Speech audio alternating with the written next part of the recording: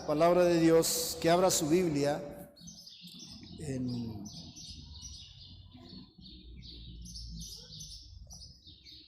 en el quinto libro de la Biblia, capítulo 29, del verso 14 al verso 19. 29, 14 al 19.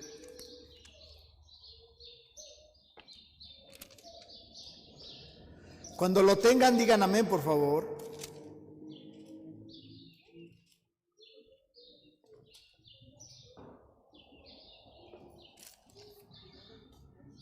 Deuteronomio capítulo 29, verso 14 al 19. Sígalo con su vista. Dice así: y no solamente con vosotros hago yo este pacto y este juramento, sino con los que están aquí presentes hoy, con nosotros delante de Jehová nuestro Dios, y con los que no están aquí hoy, con nosotros. Porque vosotros sabéis cómo habitamos en la tierra de Egipto, y cómo hemos pasado por el medio de las naciones por las cuales habéis pasado, y habéis visto sus abominaciones y sus ídolos de madera y de piedra, de plata y oro que tienen consigo. No sea que haya entre vosotros varón o mujer o familia o tribu, cuyo espíritu nos guíe, nos lleve y nos redarguya, Señor, en la parte que nos corresponda, que penetre hasta nuestro corazón en lo más profundo y nos lleve a tener una limpieza para luego tener un acercamiento contigo y luego poder avanzar a lo que tú tienes para nosotros. Padre, en el nombre poderoso de Jesucristo, bendigo a tus hijos que están aquí, a los que nos siguen por la red, a los que más adelante nos verán. Los bendecimos también en el nombre poderoso de Jesucristo. Amén. Los voy a invitar a que se sienten, por favor, y pues que estemos atentos con lo que quiero compartirles hoy. El tema es una interrogante, es una pregunta y se llama: ¿qué tienes consigo? Ya más adelante les indicaré de qué se trata, pero es una pregunta. ¿Qué tienes consigo? Y quiero decirles que este pacto y este juramento tienen que ver precisamente con el capítulo 27, verso 12 y verso 13. Tiene que ver con el capítulo 28, todo el capítulo 28 y la parte que leímos, pero también tiene que ver con el capítulo 29 y el capítulo 30 de Deuteronomio. Y una de las cosas que vemos aquí en el, por ejemplo, 27, verso 12 y verso 13, se me hace muy interesante porque diríamos que aquí inicia precisamente este pacto y este juramento. Yo sé que ustedes han leído la parte del capítulo 27 de Deuteronomio, sobre todo el 28, donde nos habla de las bendiciones y nos habla de las maldiciones. Y luego ya dice quiénes pueden tenerlas, quiénes no, lo que Dios va a hacer por cada una de ellas si nosotros nos portamos bien, pero también lo que nos puede suceder si nos portamos mal. Y se me hace muy impresionante y aparté estos dos versículos precisamente porque hace en mi concepto una especie de valla. Sí le llamamos valla, ¿verdad? Cuando alguien va a pasar importante y nos ponemos a los lados y pasa alguien en medio. Y el Señor hizo exactamente una valla. Si ustedes leen su Biblia en el capítulo 27 y leen el verso 12 y 13, se va a dar cuenta que dice así, deje leérselos. Dice el verso 12, capítulo 27, cuando hayas pasado el Jordán, van a cruzar a la tierra prometida, dice, cuando hayas pasado el Jordán, dice, estos estarán sobre el monte Gerizim para bendecir al pueblo. Y habla de 6 tribus. Habla de la tribu de Simón, de la tribu de Leví, de la tribu de Judá, de la tribu de Isaacar, de la tribu de José y de la tribu de Benjamín. Estas 6 tribus estarán sobre el monte Gerizim para bendecir al pueblo cuando vaya cruzando. Verso 13. Y estas estarán sobre el monte Ebal para pronunciar la maldición. Y en el monte Ebal estarán también 6 tribus, que son la tribu de Rubén, la de Gad, la de Aser, la de Zabulón, la de Dan y la de Neftalí. Si se fija, el monte Gerizim, el monte Ebal, aproximadamente están a una distancia de 10 kilómetros, 12 más o menos entre el uno y el otro. Por ahí en medio iba a pasar el pueblo de Israel y los del monte Gerizim iban a bendecir, los del monte Ebal iban a declarar las maldiciones por si había desobediencia. No sé si a ustedes les ha tocado, aquí hemos orado y normalmente es una estrategia que aquí se respalda. Cuando vamos a orar por un lugar o por una casa, siempre si vamos varios hacemos equipo.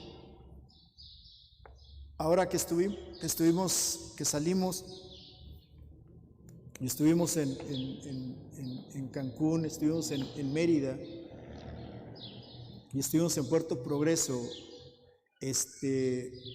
en los lugares donde llegamos a descansar, antes de todo lo que hicimos fue tomar las casas, porque este niño es un gloriómetro, es como un radar, y es muy sensible a la presencia del enemigo y empieza a no estarse quieto hasta que no se ora y se limpia el lugar y entonces se queda tranquilo.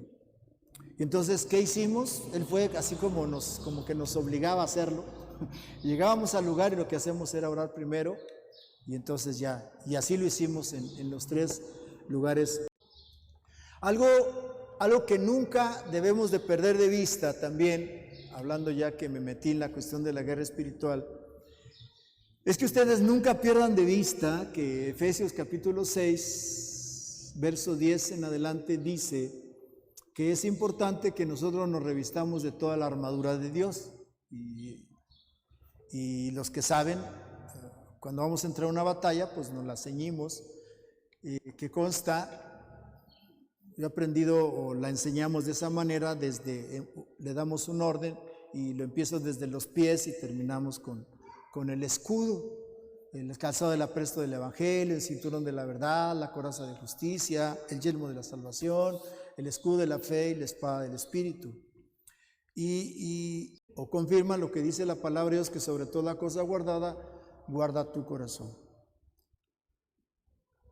Por ejemplo, les decía que ayer tuvimos esa noticia de Techalpa y nosotros debemos de estar de una u otra manera. Nuestra lucha no es contra quien está allá al frente haciendo la revuelta, sino contra el que está atrás de él, hablando de guerra espiritual. O sea, nosotros contra la persona no tenemos nada ni debemos de tener nada. ¿Estamos de acuerdo?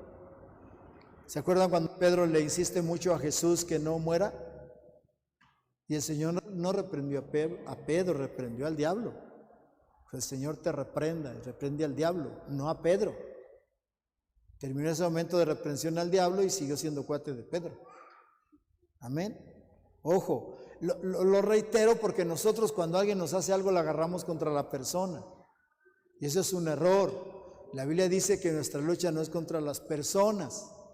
Por eso, sobre toda cosa guardada, guarda tu corazón.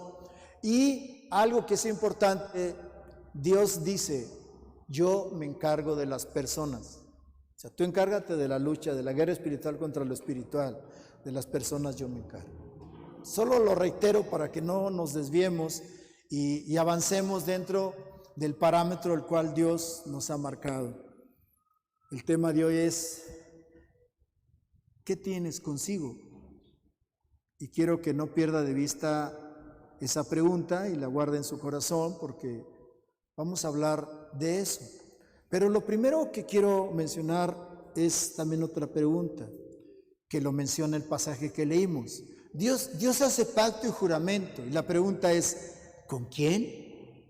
Y el mismo versículo nos dice algo muy interesante, y dice que el pacto y el juramento, dice, no solamente lo hice con vosotros. Y cuando hablo de vosotros, se refiere, para que usted y yo lo entendamos, se refiere a la iglesia, se refiere al cuerpo, se refiere a la familia que somos nosotros. Dice, no solo con ustedes lo hice, y luego dice, sino con los que están aquí presentes hoy.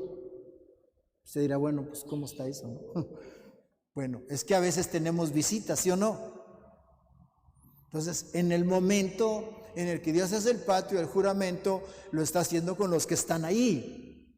¿Sí se entiende? Ahí no solamente ya entran los que son de casa, sino también los que hayan llegado o estén invitados. ¿Sí se entiende esa extensión? Y luego dice, y con los que hoy no están con nosotros, pero estarán. ¿Sí me explico? O sea, esto es lo maravilloso de Dios, que diríamos también que aquí es donde entra el principio, porque en el capítulo 30 lo reafirma, donde aquí Dios ya está dando la pista para poder ingresar a los gentiles, para salvarlos también, o sea, nosotros. ¿Sí se entiende eso? Aquí está haciendo un pacto con los judíos, ¿sí se entiende? Con sus escogidos. Pero después nos menciona a nosotros, y no solo con los que están con nosotros, sino con los que no están. Y para reafirmar esto, déjeme leerle lo que dice Hechos capítulo 2, verso 39. Ya digamos como 2000 años después, 1900, 1800 años después, dice Hechos 2:39. En el verso 2:38 es cuando dice, o desde el 37, cuando la gente le dice a los discípulos, varones, ¿qué haremos? Y Pedro les dice en el verso 38, arrepiéntanse y bautícense en el nombre de Jesucristo para el perdón de sus pecados y recibiréis el Espíritu Santo. Amén. Pero miren lo que dice el verso 39. Dice, porque para vosotros es la promesa y para vuestros hijos y para los que están lejos, para cuantos el Señor nuestro Dios llamare. Futuro. ¿Sí entiendes? O sea, los judíos hasta la fecha siempre han sido un pueblo elitista, un pueblo nacionalista, donde ellos se creen los escogidos. Por eso a Hitler le cayeron gordos, y al Ku Klux Klan y a todos esos movimientos racistas en el poderío del país, del primer país o de la primer potencia mundial, de mucho racismo. Entonces, ese tipo de mentalidad que a ellos les caen gordos, los racistas se lo aplican a ellos mismos, porque ellos son los elegidos. Ellos son la raza aria. Y entonces, eso es un error, a una mala interpretación de la palabra de Dios. O sea, Dios siempre mantuvo el espacio abierto para que los gentiles llegaran también. Bueno, ya en el Nuevo Testamento vemos todo eso, pero me interesa mucho esta parte, porque inclusive en el verso 30, si no estoy equivocado, Dios le dice a Israel que así como Él lo ha provocado a celos, perdón, es el capítulo 32, fíjese, déjenme nada más leérselo para reafirmarle lo que le estoy diciendo. En el capítulo 32 de Deuteronomio, verso 21, dice Dios, mire, dice, ellos me movieron a celos con lo que no es Dios. Me provocaron a ira con sus ídolos. Y luego la parte B dice del verso 21, yo también los moveré a celos con un pueblo que no es pueblo. Los provocaré a ira con una nación insensata, que para entrar tiene que ser como un niño, a un pueblo que no sea sabio, que sea ignorante. Es lo que Dios escogió para avergonzar lo sabio del mundo. Qué interesante. Entonces, estamos hablando de con quién hizo este pacto y este juramento el Señor. Y si usted está conmigo, reconocemos entonces que lo hizo prácticamente con todos aquellos, como dice Juan 1:12, que crean en Él y que lo reciban. Amén.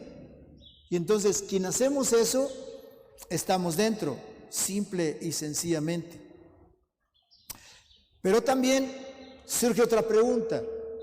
¿Por qué Dios hace este pacto y este juramento? ¿Por qué? Y una de las cosas que la palabra de Dios nos enseña, o discierno, por lo que acabamos de leer, Dios hace este pacto y este juramento para prevenirnos, por prevención hacia nosotros. Cuando usted entra en un juicio, aunque dentro del juicio también se aceptan testimonios verbales, no hay testimonio más contundente cuando hay, como dicen por ahí, un papelito que habla, ¿verdad? Porque en el testimonio verbal yo puedo decir 1000 cosas que no son ciertas y me aferro a que son ciertas. Y si las digo como si fueran verdades, puede que me las crean y pasen. Pero cuando hay un papelito que está firmado, ese no puedes cambiarlo. Simple y sencillamente eso testifica en lo que quedaste de acuerdo. ¿Sí o no? Bueno, eso es exactamente lo que yo alcanzo a discernir aquí, que Dios al hacer ese pacto y ese juramento, lo que está haciendo es espiritualmente un papelito. Amén. Para luego decirte, por ejemplo, yo quiero creer que a todos ustedes cuando se bautizaron, les hicieron ese pacto y ese juramento. ¿Por cuánto tiempo vas a servir a Dios? ¿Se acuerdan? ¿Y qué dijeron? Y ahí nos amolamos, porque el día que Dios quiera sacarnos lo dice, mira, sí, Señor. Entonces, observe cómo Dios de una u otra manera nos ciñe, nos aparta al habernos hecho firmar espiritualmente ese pacto y ese juramento. Y luego ahora, prevención, porque Él está recordándole a su pueblo lo que viene. Estamos en un entorno, según Deuteronomio, que es la segunda ley, en un momento o en el clímax donde prácticamente fuerte.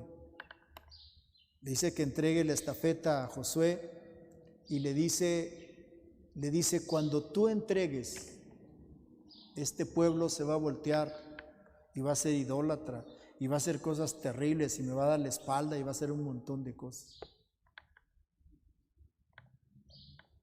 Yo quiero que usted anote eso, porque cuando Dios nos da una palabra, puede ser que usted en ese momento no la esté viviendo, pero Dios le está previniendo. Pero cuando usted no la está viviendo, ¿cuál es nuestra postura? No, yo no soy. No, ¿para qué? Y entonces entra la soberbia. No sé si me explico. Aquí Dios, próximo sermón se le voy a hablar de eso, tiene que ver con esa forma, porque Dios lo ve todo y lo sabe todo. Y Dios se lo dice a Moisés y Moisés luego se lo repite al pueblo. Y les dice, ustedes después de que yo me vaya, van a ser bien chuecos con Dios. Y les va a ir mal. Y van a ser zarandeados, sacudidos y llevados a donde estén. Por eso en las maldiciones viene toda esa promesa y en las bendiciones también. Es una forma de prevenir a su pueblo.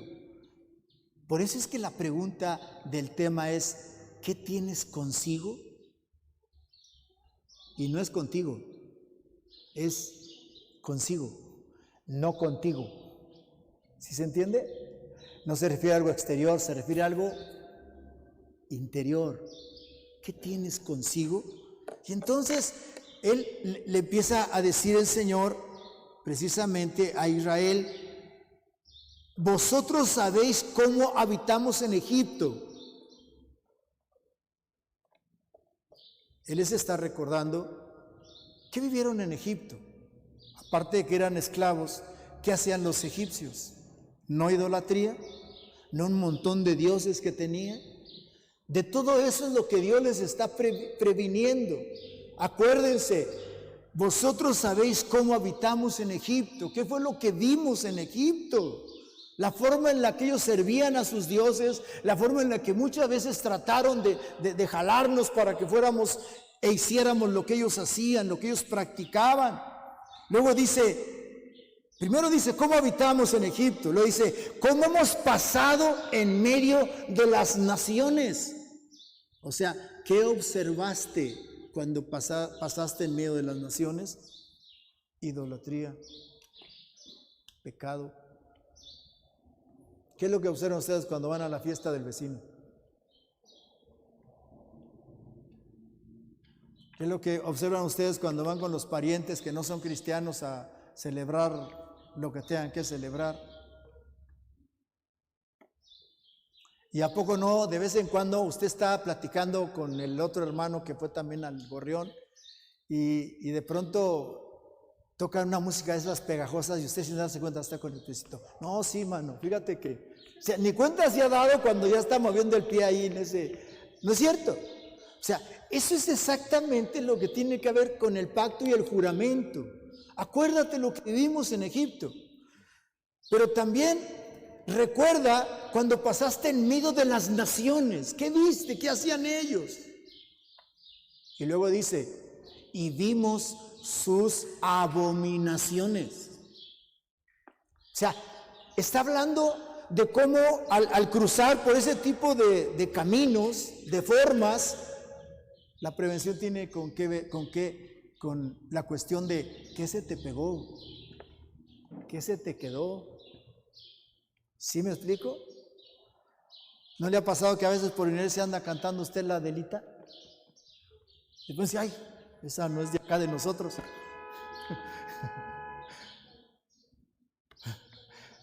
O sea, a veces en la inercia se da ese tipo de situaciones por los roces, los contactos que de pronto tenemos, y eso, insisto, es lo que el Señor está recordándonos.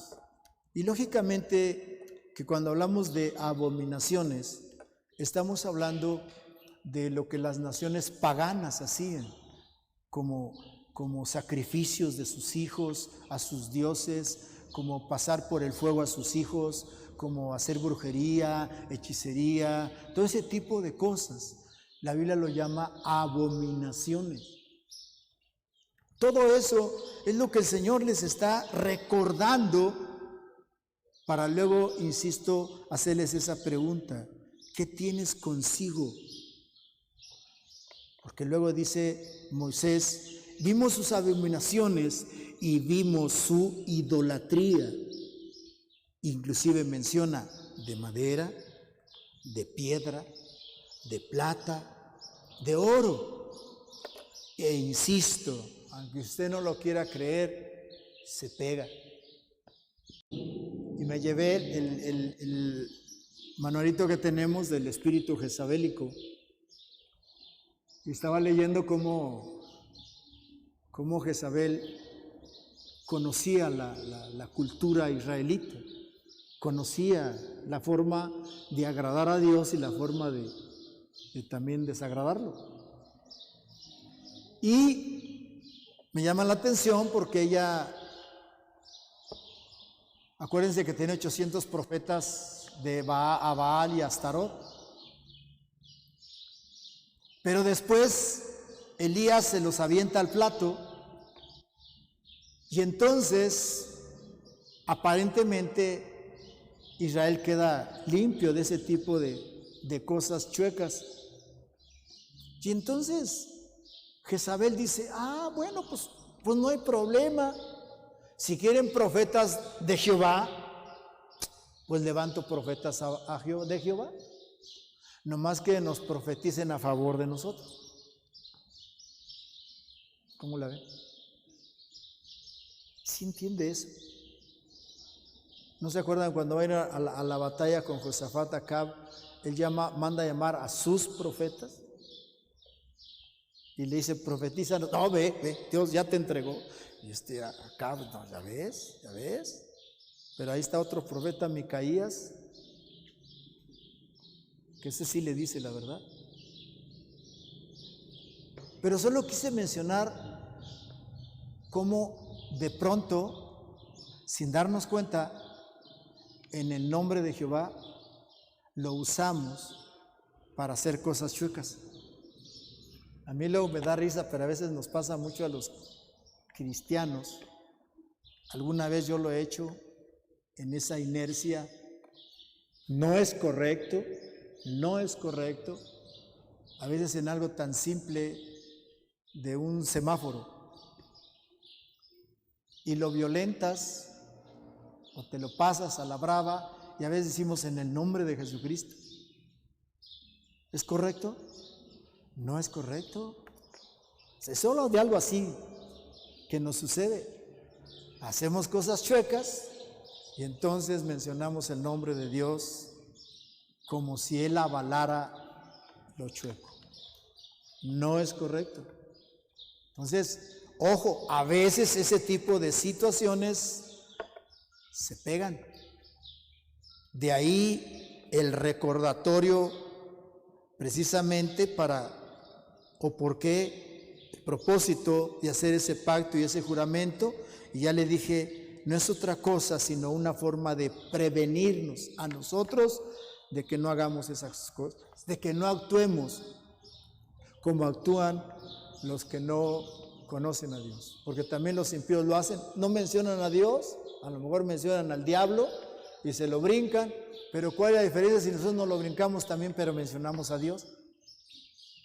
Está peor porque estamos usando el nombre de Dios en vano. Así es que espero que,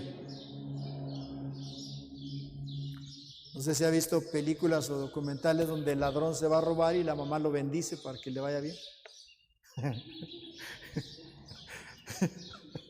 Y luego el ladrón llega y le dice, por favor cooperen, éntrenle, es mi trabajo, así es que pues éntrenle. Y luego ya lo roba y dice, Dios los bendiga, vámonos. Qué bárbaro. Y aquí es donde entra precisamente la confirmación de que lo que le estoy diciendo con otra pregunta. Porque quizás haya quien se aparte de Jehová. En esa forma de ser permeado, puede llegar un momento en que sea tanta la forma de permearnos internamente que realmente nos olvidemos de Dios. Y esa es la prevención. No sea que alguien se aparte en verdad de Jehová. Y luego dice, para servir a esos dioses de esas naciones. Y ya la palabra servir, pues simple y sencillamente tiene que ver con la cuestión de someterse al amo, al dueño, al Señor. Cuando hablamos de servir, hablamos de siervo, hablamos de esclavo. Entonces, cuando alguien sirve a Dios, uno es esclavo de Dios, amén. Pero cuando uno no sirve a Dios y no sirve a otra cosa, pues uno es esclavo de esa cosa.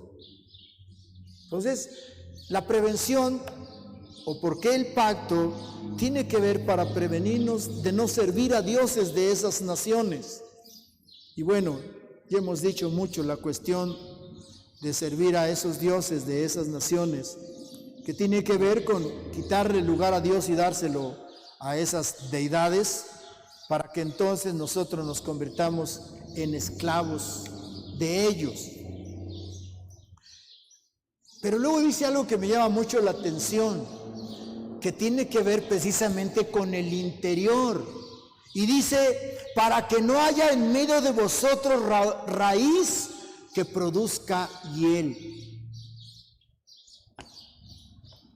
para que no haya en medio de vosotros, primero habla de servir a los dioses de las naciones, 1, 2, para que no haya en medio de vosotros raíz que produzca hiel. ¿Por qué una persona, a ver, ayúdenme, por qué una persona puede apartarse de Dios estando en Dios? En el YouTube aparecen muchos dando testimonio que antes eran cristianos y ahora se volvieron al catolicismo o viceversa.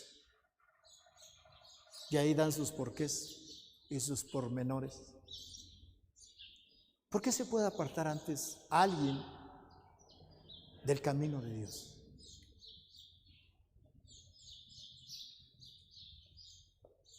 No sé si han visto ustedes la película Dios no está muerto 1. ¿Cuál es el problema que internamente trae el profe que quiere hacer caer a aquel joven? Y era cristiana. Entonces, ¿qué traía en su interior? Raíz que produzca hiel. Por eso él dice, soy ateo. No era. Él creía que era ateo. ¿Pero qué provocó eso? El que Dios, siendo Dios, no hubiera sanado a una de sus hijas, que era su madre, de cáncer y muere.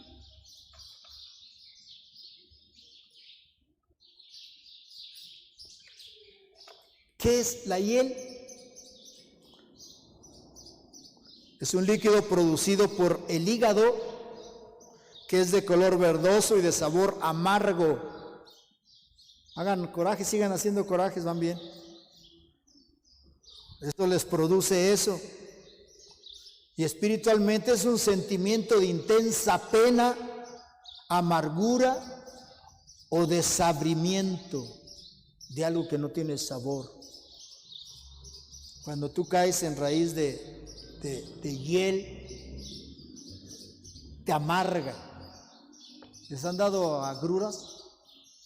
De esas, no más que espirituales, de esas te dan.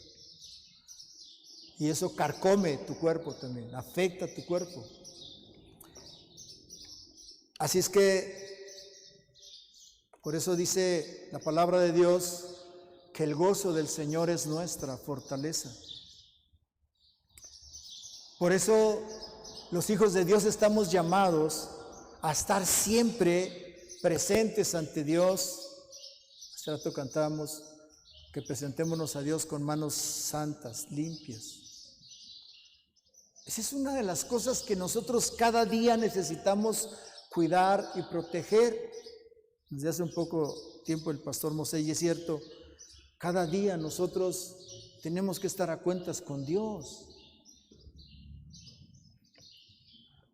Yo desde que he practicado eso, no quiere decir que no cometo cosas erróneas, pero desde que practico el de entregarle a Dios todas las noches el día, yo trato de ir al día con Dios, trato de ir al día y no dejar nada rezagado, precisamente para no provocar ese tipo de cosas. ¿Se entiende que es una raíz? Ahora que estuvimos fuera y fuimos a los cenotes, una maravilla de Dios los cenotes, ojalá un día Dios les conceda, júntense con nosotros. Pero nos decían que una característica de un cenote es la clase de ese tipo de árboles, olivos. ¿No? Álamos, sí, cierto, álamos. Álamos que están ahí, pero cuando tú entras abajo del cenote, ¿cómo están las raíces? ¿Han visto las películas de Tarzán donde hay lianas? Bueno, esas raíces de esos álamos, así están, que llegan hasta donde está el agua, y usted ve el árbol arriba y todo feo, puras piedras, todo feo, pero encuentra el hueco y la raíz está tremenda. Aquí está hablando de no provocar que haya raíz de hiel. ¿Por qué es tan peligroso esto? Pues ¿por qué raíz? Imagínense. Y la raíz busca, ¿verdad? Y hasta donde encuentra donde se nutre, de ahí se nutre. ¿Y qué hace al nutrirse? Se fortalece.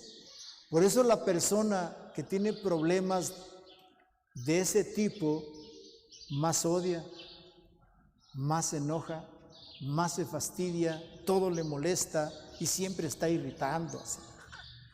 Precisamente por eso. Es una característica que hay de alguien que tiene raíz que produzca hiel. Pero también dice, para acabarla de amolar y amarrar, para que no haya en medio de vosotros raíz que produzca ajenjo. Y el ajenjo es algo similar, nomás que esta es una planta herbácea que se caracteriza por sus propiedades medicinales y sabor amargo. O sea, se me hace interesante porque cuando lees esta parte, por lo menos en esta versión de Biblia que tengo, tú lees el capítulo 29 y esos versículos que leímos te contactan con Hebreos, capítulo 12, verso 15. Y fíjate lo que dice Hebreos 12:15, hablando de la raíz que produce hiel y produce ajenjo. ¿A qué se refiere? Hebreos dice, para que no haya en medio de vosotros, dice, mirad bien,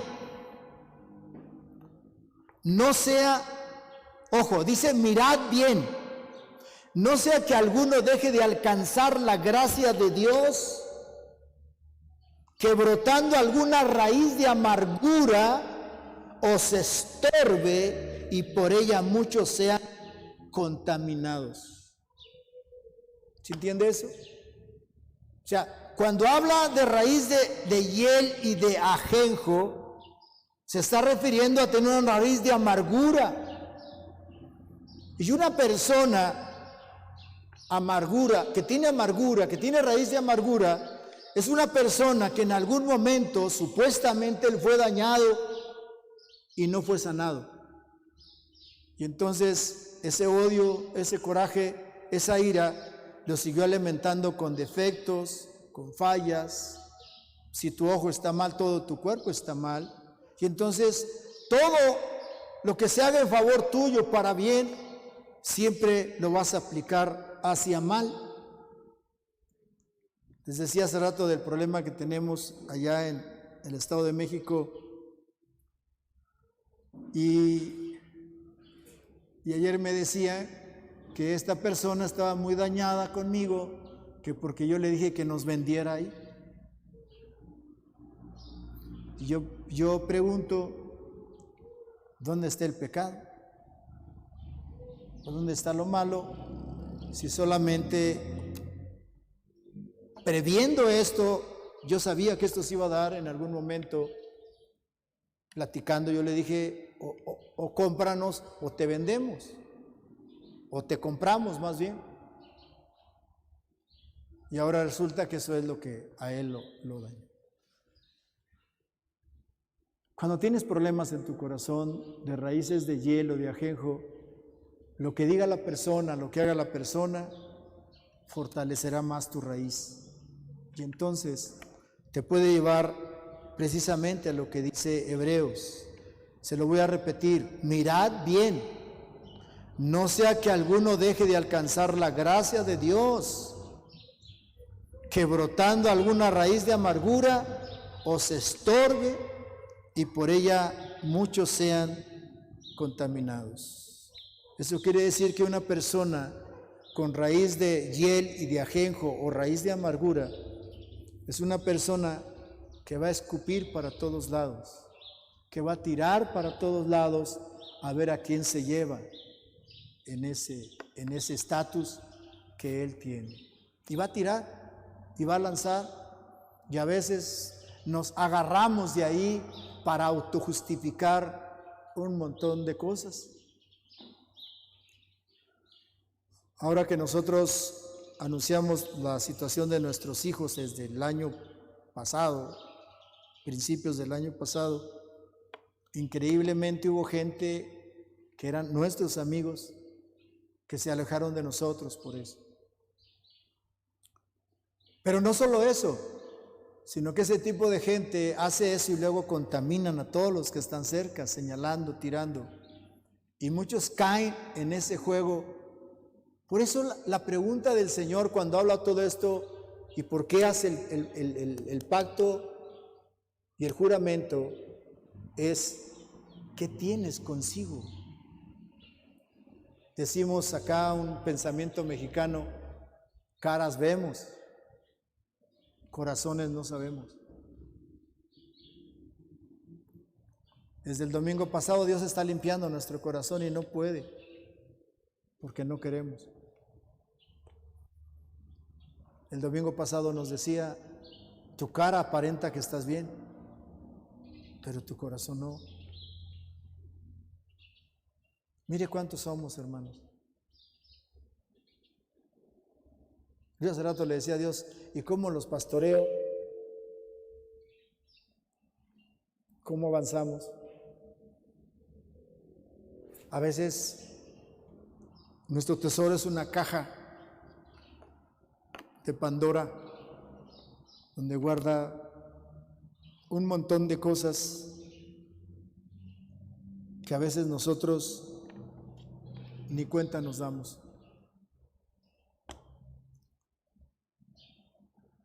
Les decía ahorita lo que Dios le dice a Moisés de Israel, cómo se van a apartar de Dios y apenas van a tomar la tierra prometida. En ese momento ellos están bien. Acaban de hacer la Pascua, acaban de circuncidarse, acaban de santificarse y Dios les dice: se van a apartar de mí. ¿Cuántos le han dicho a ustedes: estás loco, estás mal de la cabeza? No es cierto, eso es un profeta falso. No recuerdo el rey, pero es el rey de Damasco, en Siria. Cuando Eliseo ora por él, y dice la Biblia que Eliseo se le quedó viendo tan profundamente a esta persona, se me fue el nombre ahorita, de tal manera que Eliseo llora y se conmueve. Y entonces le dice este amigo: ¿qué tienes? Y le dice: veo las cosas horrorosas que vas a hacer. No le dice estás haciendo, le dice vas a hacer. Y luego le dice: vas a llegar a Jerusalén y a las mujeres que están encintas las vas a abrir y vas a sacar el fruto del vientre y los vas a estrellar en las bardas. Y él le dice: ¿que acaso soy un animal? No le cree. Y se va. Pero en ese momento se va con el rey y lo mata. Y queda él como rey. Y hace todo eso que Eliseo le dijo. Ojo, o sea, estoy diciendo todo esto porque de pronto lo que traemos consigo en nuestro interior, cuando Dios nos dice algo, si en ese momento no lo estamos viendo, decimos: no, hombre, eso no es cierto, estoy bien. Prácticamente Dios nos dio una palabra a todos. A mí también me dio una palabra, a mi esposa le dio una palabra. Nos dio palabra a todos. Pero a alguien que le dimos la palabra y dijo: yo no, yo estoy bien. Eso no me toca a mí. Qué tremendo cuando nuestro corazón, nosotros mismos lo desconocemos, pero no solo eso, provocamos el seguir no conociendo. Cuando deberíamos de estar conscientes. Yo a estas alturas he aprendido, no sé usted, y no como cristiano, pero hemos aprendido, o yo he aprendido, que hay un consciente y un subconsciente. Y si a veces, esto hablo científicamente, si a veces batallamos con el consciente de recordar cosas, imagínense con el subconsciente. Ahora imagínense en lo espiritual. O sea, realmente no conocemos nuestro corazón. No lo conocemos. O a lo mejor sí, pero por lo menos las cosas se nos olvidan. A mí ha habido muchas ocasiones que Dios me ha recordado promesas que ni me acordaba, pero cuando me la acordaba, oh sí, de veras, no me acordaba. Y Dios la saca de allá, de lo más profundo del cajón del corazón, y entonces nos las presenta. ¿Qué tiene